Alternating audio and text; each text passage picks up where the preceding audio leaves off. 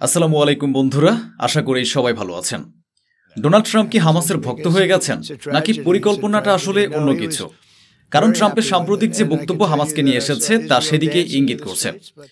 প্রথম যে যুদ্ধবিরতির প্রস্তাবটি ছিল, হামাস শুধু তা প্রত্যাখ্যানই করেনি, বরং তাতে ক্ষোভও প্রকাশ করেছিল। এরপরই তড়িঘড়ি করে দ্বিতীয় পরিকল্পনা তৈরি করা হয় এবং হামাস তাতে সম্মতিও জানায়। কিন্তু ট্রাম্প হামাসের যে প্রশংসা করেছেন তা হয়তো নেতানিয়াহুর ভালো লাগবে না। এই পরিকল্পনাটা আসলে কি সেটাও আমি দেখাবো, গাজার খবরও দেখাবো। এরপর দেখাবো লেবাননে কি করছে ইসরায়েল। গাজার সঙ্গে যুদ্ধবিরতি চুক্তির পর নিজ দেশের ক্ষোভ দমন করতে কি এখন জাতীয়তাবাদের নামে লেবাননকে কাঁপাচ্ছে ইসরায়েল? অন্যদিকে গাজায় দেখা যাচ্ছে মানুষ শুধু খুশিই নয়, তারা যখন ফিরে আসছে তখন গাজা আবার ধীরে ধীরে স্বাভাবিক জীবনে ফিরছে। মানুষ কি বলছে এবং গাজার ভেতরে ইসরায়েলের কত বড় ক্ষতি হয়েছে, একে একে সব কিছু দেখাবো। এছাড়াও আরও অনেক খবর আছে, দেখতে হবে ভিডিওর শেষ পর্যন্ত। প্রথমে শুরু করছি ট্রাম্পের বক্তব্য দিয়ে। Trump on Hamas. হামাস নিয়ে ট্রাম্প বলেছেন, they are good negotiators, strong and smart fighters. অর্থাৎ তারা ভালো দর কষাকষি করতে জানে, তারা শক্তিশালী এবং বুদ্ধিমান যোদ্ধা। আসলে প্রথমে যে যুদ্ধবিরতির পরিকল্পনা এসেছিল তাতে ত্রুটি ছিল। যেমন ইসরায়েল গাজার উপর দখল চায়, তেমনি একটি পরিকল্পনা তৈরি করা হয়েছিল যেখানে বলা হয়েছিল যুদ্ধবিরতি হবে, বন্দীদের মুক্তি দিতে হবে, কিন্তু তার সঙ্গে একটি কমিটি গঠিত হবে যেখানে বিভিন্ন দেশের সদস্য থাকবেন, তবে নেতৃত্ব দেবেন ট্রাম্প। তার তত্ত্বাবধানে ফিলিস্তিনের ভবিষ্যৎ কৌশল নির্ধারিত হবে। হামাস তখন বুঝে যায় যে কাজটি ইসরায়েল করতে চায়, অর্থাৎ গাজার উপর দখল কায়েম রাখা, সেটা যুক্তরাষ্ট্র এই কমিটির মাধ্যমে করতে চাইছে ট্রাম্পকে নেতৃত্বে রেখে। তাই তারা জানিয়ে দেয় এসব কিছু মেনে নেওয়া সম্ভব নয়। আমাদের ফিলিস্তিনের সরকার হবে ফিলিস্তিনিদের দ্বারা, ফিলিস্তিনের জন্য, এবং সেই সরকারের কাছে আমরা আত্মসমর্পণ করব, কিন্তু ট্রাম্পের তত্ত্বাবধানে নয়।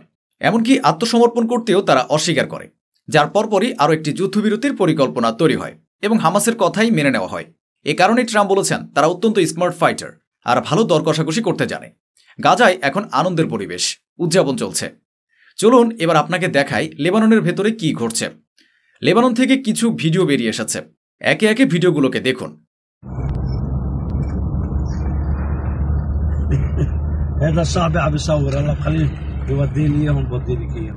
দেখানো হচ্ছে লেবানন কিভাবে বুলডোজার ও ইঞ্জিনিয়ারিং কাজগুলোকে সম্পূর্ণ ধ্বংস করে দেওয়া হয়েছে।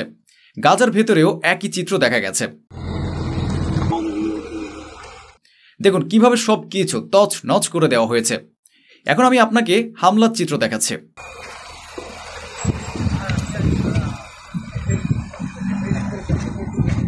খবর হচ্ছে লেবানন সংবাদ সংস্থার তথ্য অনুযায়ী দক্ষিণ লেবাননে গতকাল থেকে ইসরায়েলের হামলা অব্যাহত রয়েছে। লেবানন সরকারের ৩০০টিরও বেশি বুলডোজার ও ইঞ্জিনিয়ারিং যানবাহন ধ্বংস হয়ে গেছে। যদি সরকার পরিস্থিতি সামলাতে ব্যর্থ হয় তাহলে হিজবুল্লাহকে এগিয়ে আসতে হবে, আর তাতে যুদ্ধ আরও তীব্র হয়ে উঠবে। আসলে লেবাননের বর্তমান সরকার আমেরিকাপন্থী এবং তারা হিজবুল্লাহর উপর ক্রমাগত চাপ সৃষ্টি করছে যেন তারা অস্ত্র ত্যাগ করে। যদিও তারা ইসরায়েলের বিরুদ্ধে প্রকাশ্যে কোনো বড় প্রতিবাদ করছে না, তবে হিজবুল্লাহ ইতিমধ্যেই সতর্কবার্তা দিয়েছে। আর সম্প্রতি লেবাননের এক গ্র্যান্ড মুফতিও ইসরায়েলের বিরুদ্ধে ঐক্যের আহ্বান জানিয়েছিলেন। এমন পরিস্থিতির মধ্যেই আবারও নতুন করে হামলার চিত্র সামনে এসেছে। প্রথম ভিডিওটি দেখুন।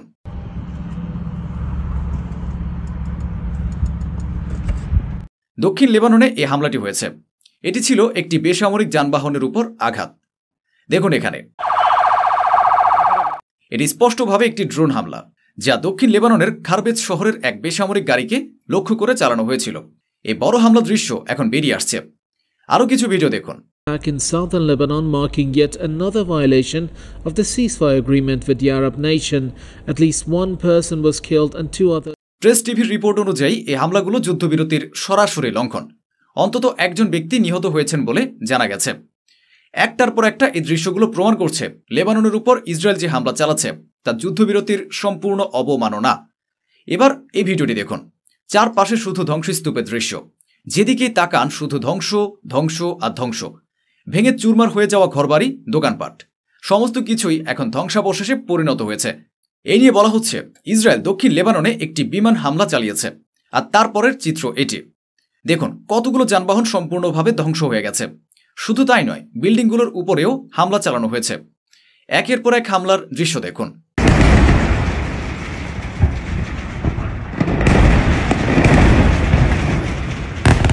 ভাবুন তো কতটা ভয়াবহ এই আক্রমণ। লেবাননের উপর এই বড় হামলাগুলো করা হচ্ছে। অনেকে বলছেন এই হামলাগুলোর পেছনে রাজনৈতিক হিসাব রয়েছে। কারণ নেতানিয়াহু জানেন গাজার ঘটনাকে কেন্দ্র করে ভবিষ্যতে তাকে কঠিন প্রশ্নের মুখে পড়তে হবে।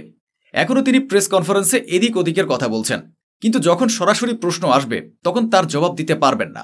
এজন্য হয়তো গাজা ও লেবাননে হামলা চালিয়ে আত্মতৃপ্তি নিচ্ছেন। এবার আসুন দেখি গাজার ভেতরে কি ঘটছে। এই দৃশ্যগুলো দেখুন। মানুষ ঘরে ফিরছে, পুনর্গঠনের কাজ শুরু হয়েছে, সড়ক থেকে ধ্বংসাবশেষ সরানো হচ্ছে, বড় বড় বুলডোজার কাজ করছে। এগুলো মিশর থেকে পাঠানো হয়েছে। মিশরের পাঠানো যন্ত্রগুলো কিভাবে সেখানে কাজ করছে তা দেখা যাচ্ছে।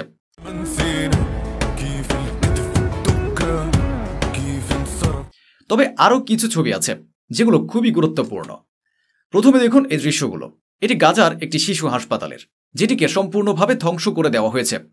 ছবিগুলো মনোযোগ দিয়ে দেখুন। পুরো হাসপাতালটাই ধ্বংসস্তূপে পরিণত।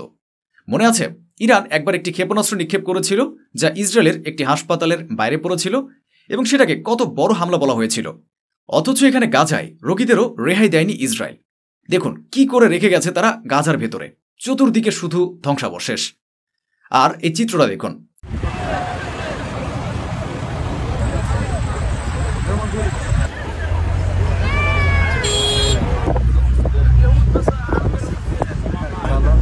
গাজার রাস্তায় অসংখ্য মানুষ গাড়িতে করে নিজেদের বাড়ির দিকে ফিরছে। ফিলিস্তিনের সড়কগুলোতে বিশাল যানজট লেগে গেছে। এই ভিডিওতে সেই মুহূর্তই ধরা পড়েছে যখন মানুষ দীর্ঘদিন পর নিজেদের ঘরে ফেরার চেষ্টা করছে। আরও একটি ভিডিও সামনে এসেছে।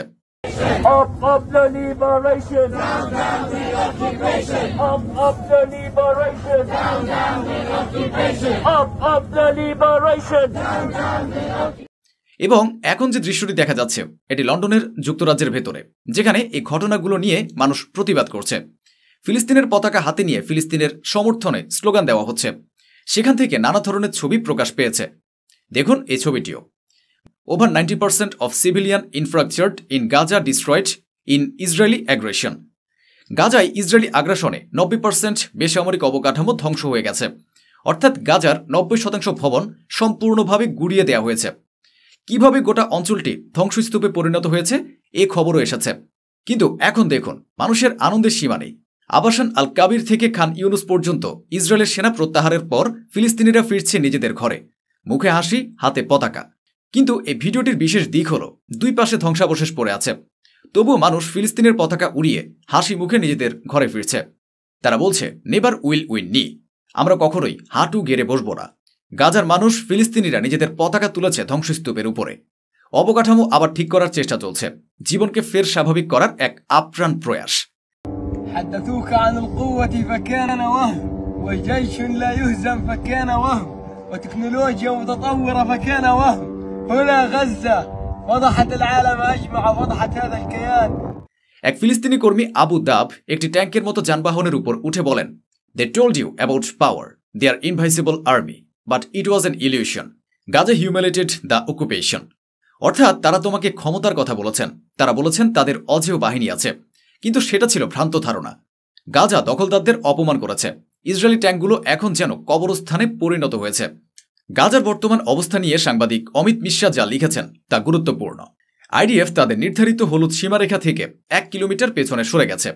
হামাস এখন সম্পূর্ণভাবে গাজা উপত্যকার আইনশৃঙ্খলা নিজেদের হাতে নিয়েছে।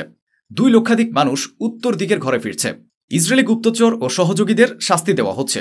এটাই এখন সেই চিত্র যা ইরানও নিজের দেশে করছে, বিশ্বাসঘাতকদের বিরুদ্ধে ব্যবস্থা নিচ্ছে। শেষে একটি আন্তর্জাতিক খবর। ইন্দোনেশিয়া ইসরায়েলি জিমন্যাস্টদের দেশে প্রবেশে নিষেধাজ্ঞা জারি করেছে। জাকার্তায় হতে যাওয়া ওয়ার্ল্ড চ্যাম্পিয়নশিপ প্রতিযোগিতায় ইসরায়েলি দলকে অংশ নিতে দেবে না বলে ঘোষণা দিয়েছে ইন্দোনেশিয়া। তো বন্ধুরা, এই ছিল আজকের আয়োজন, যা স্বচ্ছভাবে আপনাদের সামনে তুলে ধরা হলো। আশা করি আমাদের এই প্রচেষ্টা আপনাদের ভালো লেগেছে। অসংখ্য ধন্যবাদ। সুস্থ থাকুন, ভালো থাকুন।